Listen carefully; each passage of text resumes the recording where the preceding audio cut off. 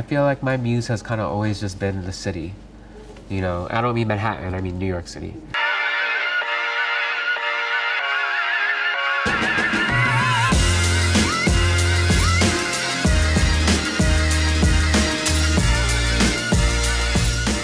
My background as a DJ, it's pretty basic. I was going out clubbing in high school, you know, back in the day, and really getting a bit obsessed about, you know, the idea of being the person in the club who actually controlled what everyone was listening to.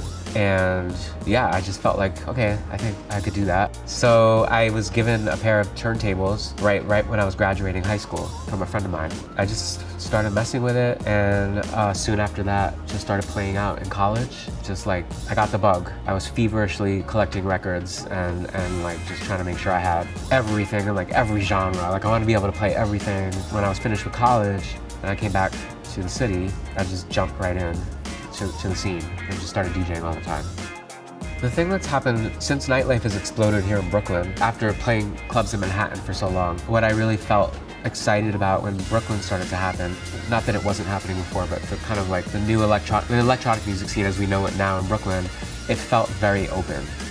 When I started like getting interested in DJing back in high school, you know, my main love at the time was hip hop. And you know, for me, like the definitive, I know you could think I'm gonna say Biggie, I'm not gonna say Biggie. The definitive Brooklyn, you know, rapper at the time for me was Big Daddy Kane. There was Special Ed too, but like Big Daddy Kane was first, and he kind of like had a very unique, his style, his wordplay, the way he dressed, all of it was very like, okay, that's Brooklyn, you know, like he really like epitomized what I thought of Brooklyn at the time. It was different than Queens, it was different than Long Island, different than Harlem, and I felt like he was like, you know, the coolest. You know, you might not necessarily, when you hear me DJ now, you might not be like, wow, he must have been influenced by Big Daddy Kane, but that was New York back then. Like we soaked all of it in, you know, so.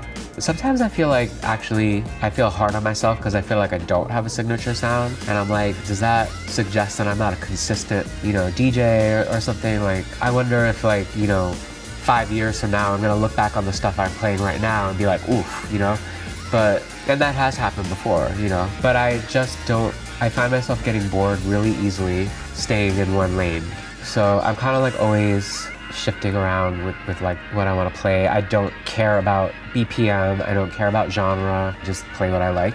I think, you know, one of the things that I was really intentional about when we opened Gabriella was not falling into the trap of needing to book big headlining DJs and have lineups every night. I just wanted it to be a place where local DJs could play all night long on their own or back to back with one other person, and the people who were coming here would trust that the music was always consistent, and it didn't matter if the DJ playing was like a huge draw, and we don't do ticket sales. So there's so many people in Brooklyn and, you know, in the scene that we have here, like Andy and Arvin T and Kim On, you know, who are just like top-notch, top-tier DJs who are inspiring me too. Like, I love hearing them play. I learn new music when I hear them play.